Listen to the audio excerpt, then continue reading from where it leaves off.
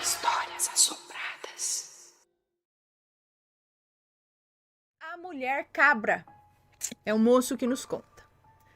Ana, quem sempre conta esse relato, é o meu vizinho. Um senhorzinho muito simpático, mas também muito sério.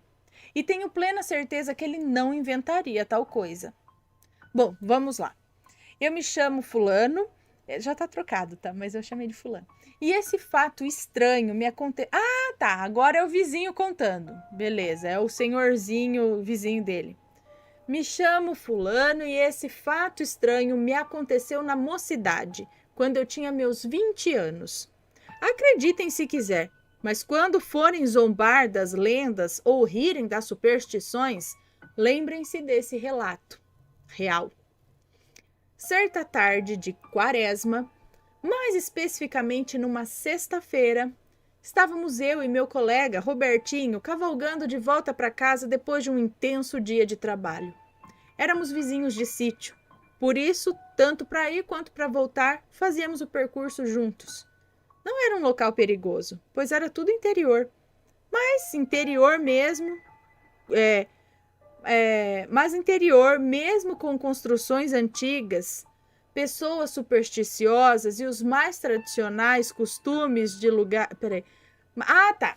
Mas era interior mesmo, com construções antigas, pessoas supersticiosas e os mais tradicionais costumes de lugares desse tipo. Ninguém tinha sequer o hábito de trancar as portas, olha lá. Mas em época de quaresma era diferente. Todos fechavam com trinco e cadeado suas residências. E é verdade, minha avó falava isso mesmo. Além de trancar, deixar tudo quietinho, cobria o rádio, não podia ouvir, o rádio era até coberto, cobria os espelhos da casa. Era assim, era oração, não podia ir em baile, não podia jogar, não podia fazer nada. Era quaresma, era tempo de ficar...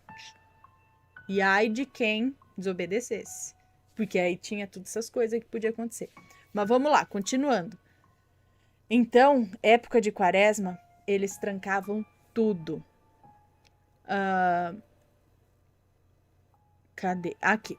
A razão disso, poucos sabiam ao certo. Uns falavam que era lobisomem, outros bruxas, e alguns ainda falavam do saci. Fato é que volta e meia crianças sumiam nessa época e ninguém sabia dizer o porquê. Isso é verdade também, minha mãe já presenciou um desses sumiços e retorno muito esquisito.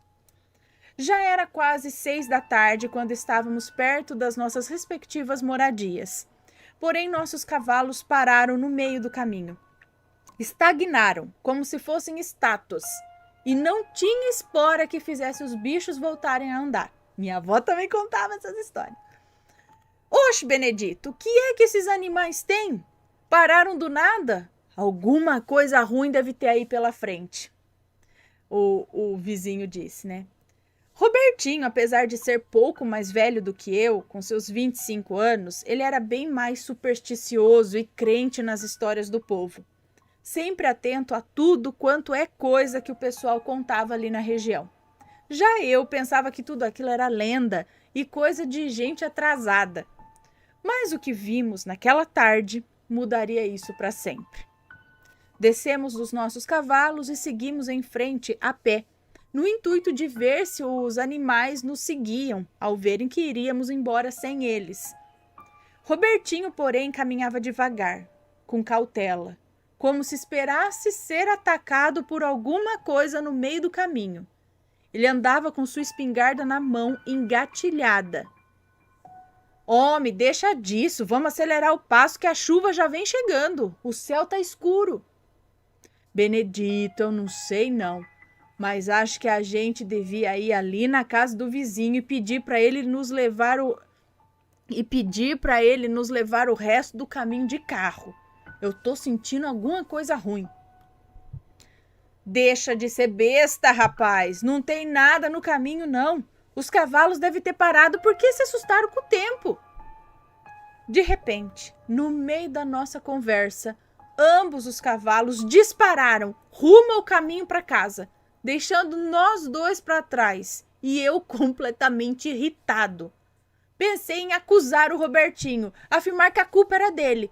Mas não valia a pena discutir com meu amigo àquela altura. Ainda mais que ele estava armado, né? Apenas seguimos em frente, apesar dele andar ainda mais lento e assustado do que antes. E assim seguimos.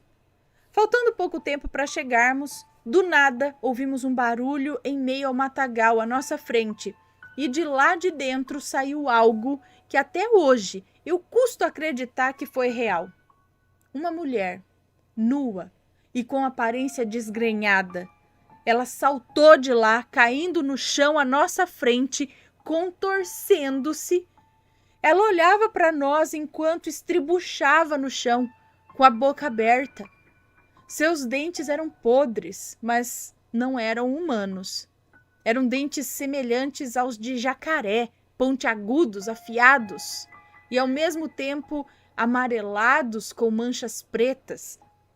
O rosto daquela mulher era enrugado, com enormes feridas, e seu corpo, de um modo geral, era magro, esquelético. Ficamos os dois parados diante daquela figura medonha. Robertinho, apesar de estar segurando a espingarda, tremia de medo. Pensei em pegar a arma da mão dele e eu mesmo atirar. Porém, quão foi meu desespero ao perceber que eu estava com tanto medo quanto ele, pois sequer conseguia me mexer. De repente, a mulher à nossa frente soltou uma risada bizarra, mesclada com um grito infernal. Ela então se pôs de quatro e eu presenciei a mais aterrorizante cena da minha vida. A criatura à nossa frente vomitou. Vomitou o que parecia ser um pequeno dedo, junto com um olhinho que parecia ter sido engolido inteiro. A mulher então começou a criar pelos. Suas juntas, braços e pernas passaram a diminuir de tamanho, seus dedos foram se unindo, se grudando, até virarem cascos. Fechei os olhos nesse momento. Eu só consegui abrir após ouvir que a risada da mulher agora se transformava num berro. Na nossa frente, a uns 15 metros, corria agora um animal, uma cabra com cabeça de mulher. Do meu lado estava meu vizinho caído, que de tanto medo caiu duro, desmaiado, e eu nunca soube de onde aquela criatura veio ou quem era aquela mulher. Ou fiquei sabendo de alguma criança desaparecida, mas sei o que eu vi naquele dia, Ana. Eu me mudei do interior e hoje eu vivo na capital. Muitas décadas se passaram. Hoje tenho os meus 68 anos. Mas em toda noite de sexta-feira de quaresma, quando o tempo fica fechado e a chuva cai, essa maldita lembrança vem me atormentar e minha espinha gela de medo.